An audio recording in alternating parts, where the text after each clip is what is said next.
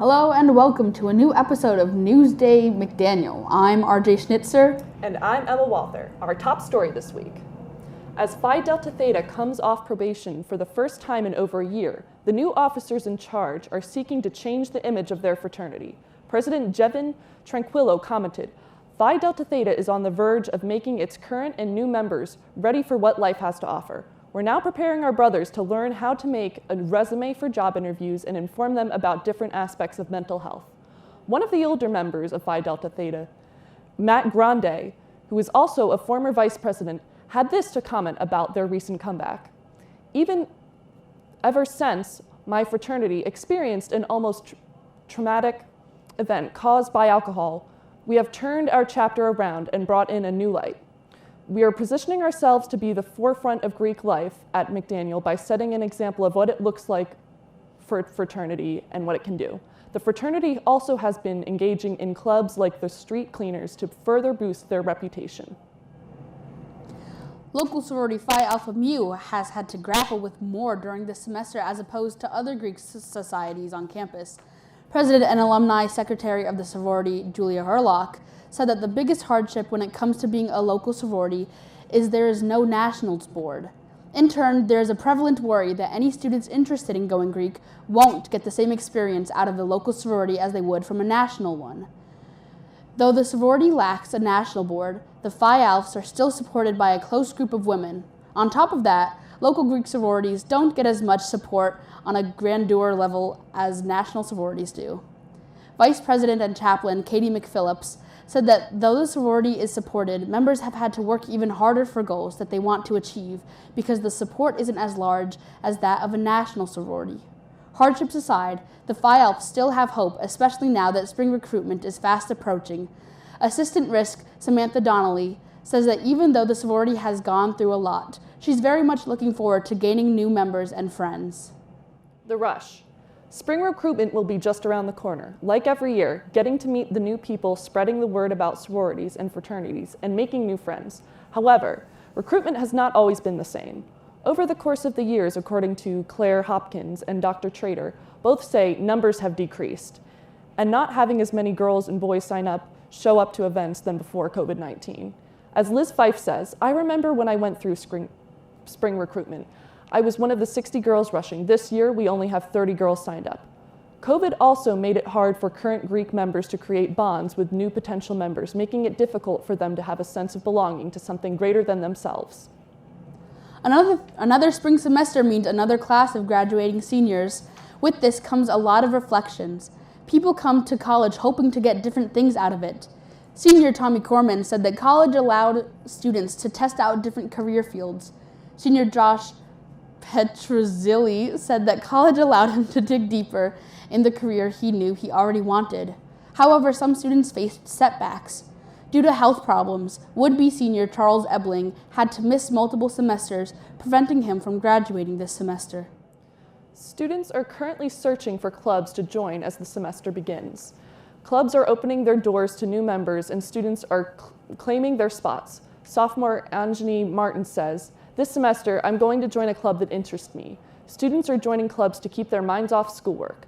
Leadership Committee Chairman for OSE, Keishan Dempsey, says, "Clubs are a great way to distract students from classwork." Green Terra Program Vice President Julia Hurlock says, "It is always a good sign to hear that students are looking to join a club. It's a win-win situation." Student employees at McDaniel College believe that they frequently go above and beyond in their job descriptions since they effectively supply where the institution falls short in terms of providing and promoting services for the student body. Tutors in the Writing Center, a useful resource for students on campus, are one example of this. During their 30 to 1 hour sessions, they commonly encounter themselves assisting students with a variety of issues and challenges. Writing Center tutor Nicole Antoinette says, "Oftentimes, I feel like us as tutors do more of the library's job with things like resources and stuff. They don't really all that the library can do, so it gets kind of thrown on us, you know? There's a common theme that student employees seem to feel guilty for not knowing how to assist or having the resources needed to help them." Akira Tisdale, student and campus store employee, says, "Absolutely. I always feel bad when I know something and the school may ping pong a student around. If I can have the information or experience with a particular situation, then I will help. I think I make up an information like going to office hours for the president, etc. There are a few implications that seem to showcase that the student employees have very demanding tasks placed on them daily based on slight negligence and lack of communication from the college. Because of this, students working on campus do a lot more that seems to be acknowledged and celebrated. Head coach DeMarcus White says the team is excited for a new culture, having a fresh start and looking to improve overall from last year. Sophomore defensive Eric Chris Wright says that he is looking forward to the challenge of playing teams in a different conference and seeing how they match up against them. Coach White specified on the team getting back on track against Catholic.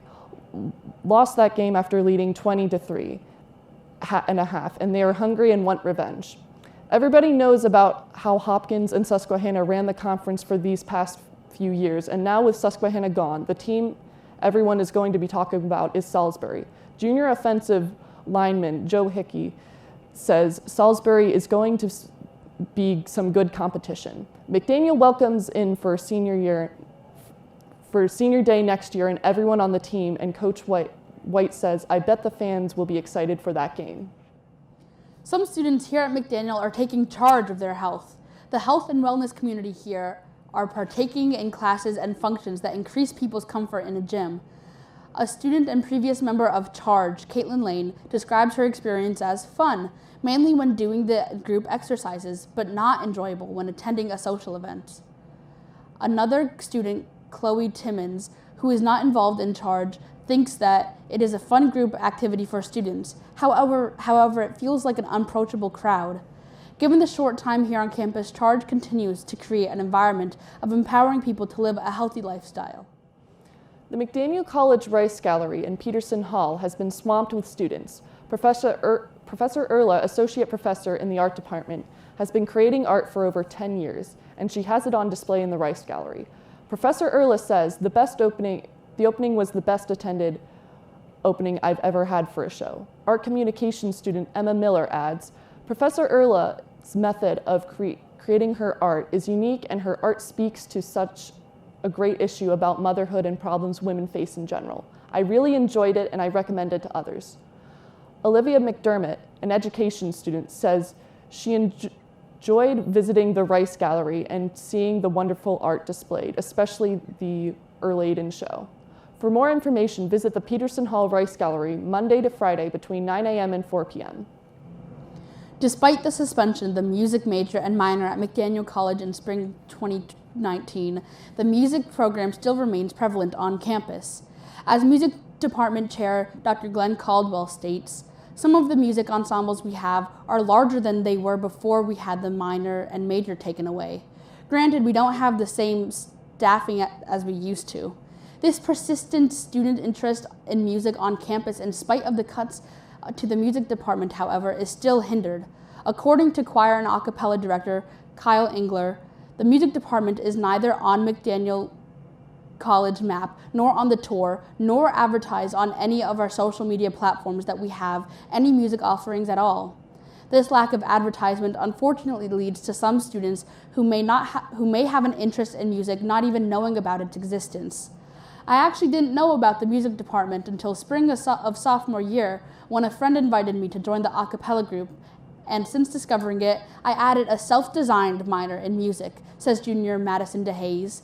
So while there continues to be enthusiasm for the music program on campus, it is ultimately up to how much the music department is advertised and supported if the program is to live on. Dr. Caldwell, professor of music theory and composition, teaches a class called The Black Composer Speaks. Dr. Caldwell created this class 9 years ago after reading a book called The Black Composer Speaks. He then became interested in studying African influences found in classical music. He says, we're looking at composers who really don't get the light of day. There was a time in history when they were well known and they've been swept under the rug, and they've contributed to the world of classical music.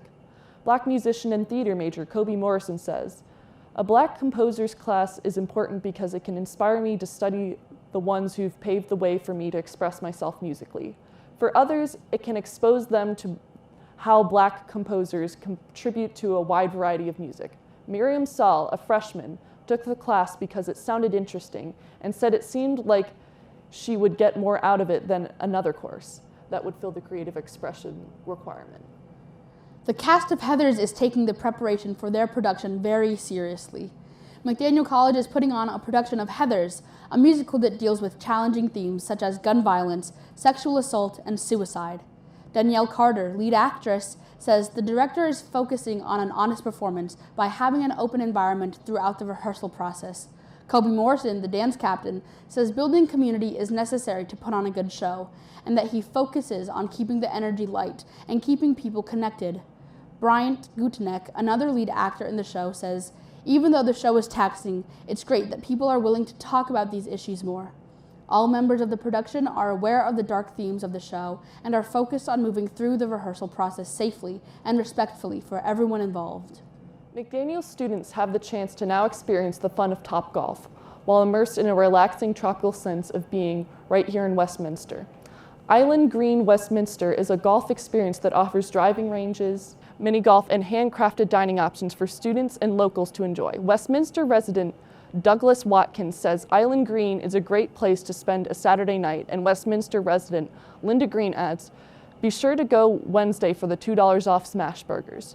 Island Green's restaurant manager Jimmy Kopek says of the menu, during the weeks the menu has unique options each night. Monday is wings night, Tuesday is tacos, which feature a rotating cocktail that isn't on the menu, and Wednesdays is burger night. Jimmy also mentions that March is going to incorporate live music every week. Jimmy concludes by saying, McDaniel may not be aware of the kind of fun events that go on at Island Green, but there's definitely a lot going on here that isn't really like anything else in Carroll County. For more info, be sure to reach out to Island Green at 410-876-1520 or follow them on Facebook and Instagram. That's all for this week from NewsDay McDaniel. I'm RJ Schnitzer. And I'm Emma Walther. Stay tuned each week for all your up-to-date campus news and commentaries.